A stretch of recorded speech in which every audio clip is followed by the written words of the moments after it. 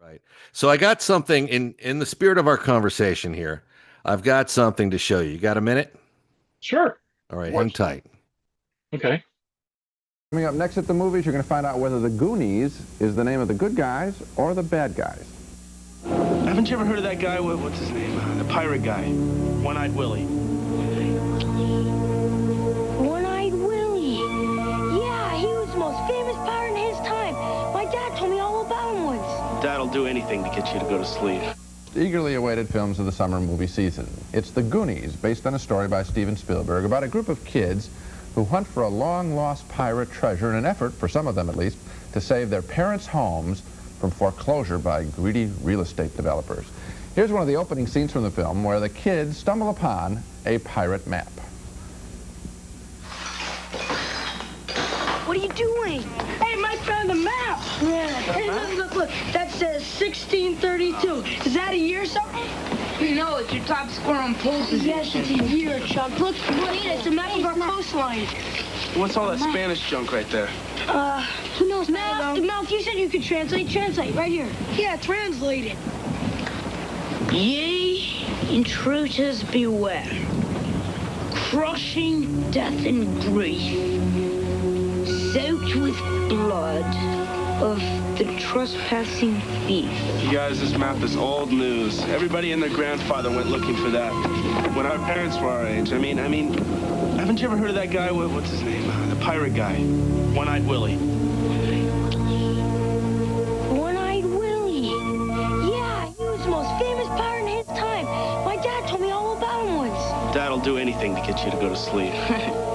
No. See, One-Eyed Willie stole treasure once. It was full of rubies and emeralds and diamonds.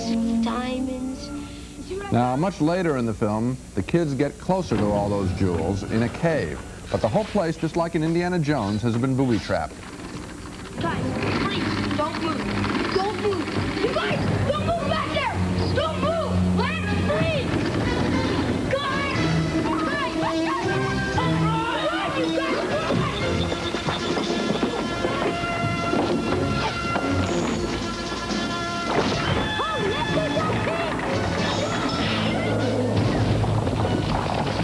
While that's all going on, they're being chased by three clownish thieves who would like to recover the pirate treasure themselves. The Goonies is intended to be sort of a modern-day pirate movie with the kids in the starring roles, and once the kids are in that tunnel, the picture is a good deal of fun, particularly when the chubby kid in the group, we saw him in that first scene where he's talking about the emeralds, played by Jeff Cohn.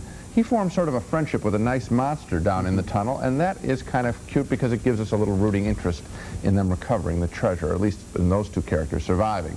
But the big problem with the Goonies is that it takes forever to get this story underway. The introduction to the kids is mechanical, just they talk all over each other, interrupt each other. They trade insults. The opening scene with the robbers is really limp comedy. I'm going to give this film a marginal thumbs up because it eventually does turn into a fun picture. But my advice would be, walk in a half an hour late.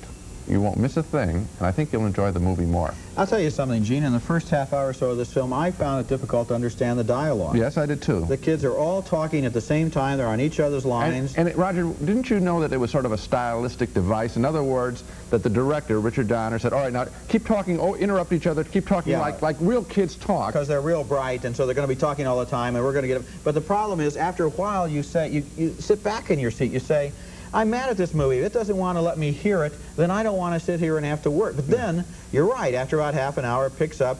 And the way it picks up is it turns into a child's version, or a young teenager version, of Indiana Jones. Right. And particularly Raiders of the Lost Ark. You have the spikes coming up from the floor of the cave. You have the boulders coming down. You have the treasure. You have all the secrets. And although, essentially, the producer, Spielberg, is ripping off himself, it works. I mean, the special effects are great. The adventures are thrilling. And it does work on that level. I think kids will like it. I liked it. I mean, I like the back half of it. I thought one fault was that there weren't enough people to root for, and that's why I like this friendship between the fat kid and this big monster, because those were characters that at least had some emotion. There's a little crying involved between them. There's a kiss even between them, a sharing of a Baby Ruth candy bar. Those are nice scenes. I wish there had been more characters in the film like that. That kind of reminded me of that great old movie, The Bride of Frankenstein, where you have the friendship there. It goes on for just a little bit, the monster becomes human. Right. right. So I could not disagree more with those guys. I thought at the time the banter was fantastic. It was easy for a kid in junior high, which is where I was, to understand it.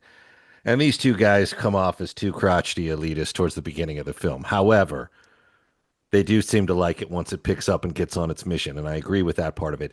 What did you think watching this, Mark Marshall, being that you are a survivor of the Goonies production? Well, I think it's uh, a perfect um, evidence of why movies aren't made for critics. They're made for audiences, young and old. And the charm and the reason that people identify with those kids is that they were told to be real kids. They weren't actors. I mean, they were actors, but they were told not to act. And real kids do talk over each other, and they do make fun of each other once in a while. Um, I kind of resented Siskel saying the fat kid makes friends with the gangster. Well, Sloth wasn't a gangster, and the fat kid had a name, a character name, and a real name, and I don't know. You're right. I think they're elitist, and and they appeal to the highest denominator instead of the common denominator uh, of audiences. Now, in this case, they definitely come off that way. They've been smart in other cases and at other times. They did mention Jeff Cohen by name, big attorney now.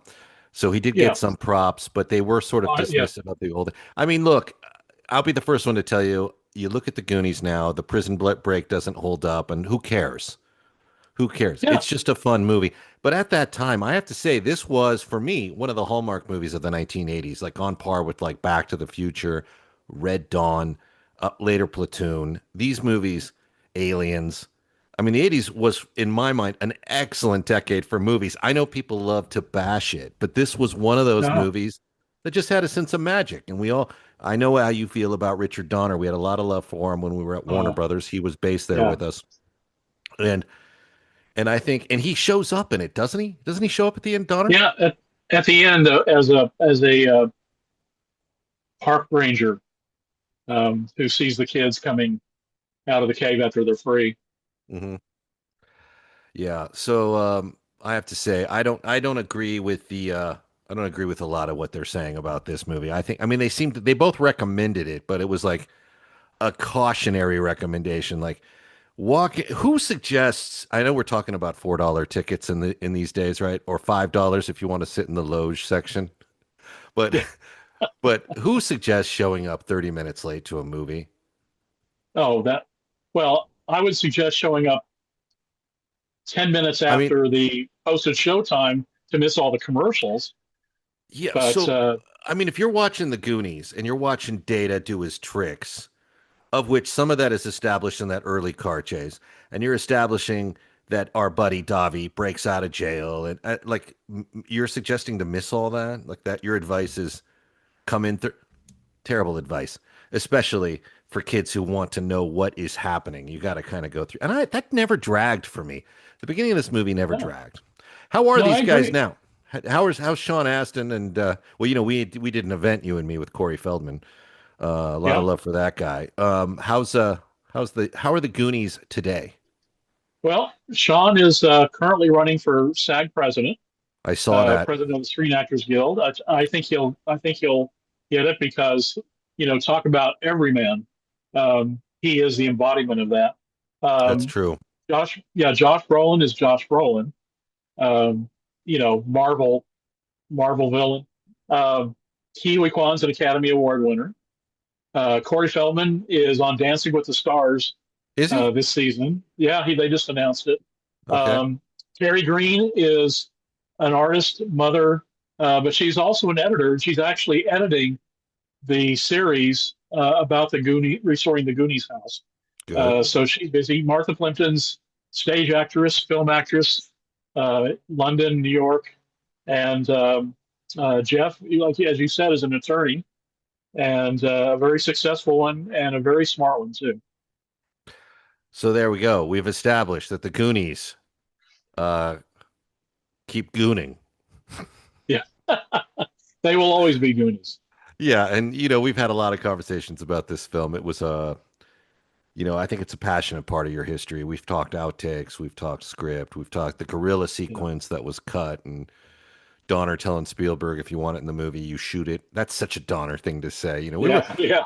I was looking at some of our old interviews where you, Bill Daly, and I were talking about Donner's presence versus Joel Silver, and we still resent Joel Silver to a bit because one, he had the greatest office, and he wore these very extravagant looking pajamas, and none of us got a pair. He never gifted us a pair. Very true.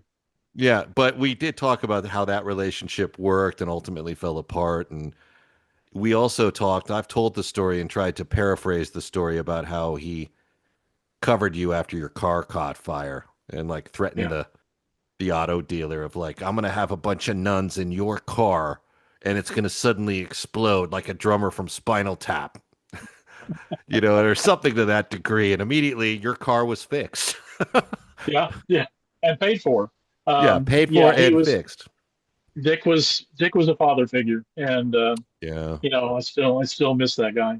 Now, did Do you you know work? who's in the Joel's and Dick's offices now? Who is it? I don't. Should I? Joel's Do I want to building know? is yeah. I mean, it's Joel's building is George Clooney and Grant Heslov Smokehouse Pictures, and Donner's is belongs to uh, James Gunn, who just directed the Superman movie. God, that makes sense. And that was Sinatra's office, if I understand it right. Yes, and Steven's office for one too. Yeah, the lineage. Yeah, it was when Stephen J. Ross was running, right? Spielberg was in there. Was that when it was?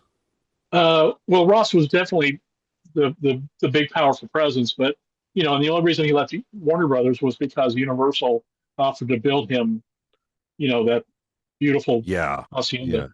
Yeah. Yes. Not too far from where we're based. No, We should have walked over there and gotten ourselves some root beer popsicles next time. Hi, this is Bill Daly. Please help me find a cure for NMOSD, and with it possibly cancer. Visit the Guthrie Jackson Foundation website and donate today.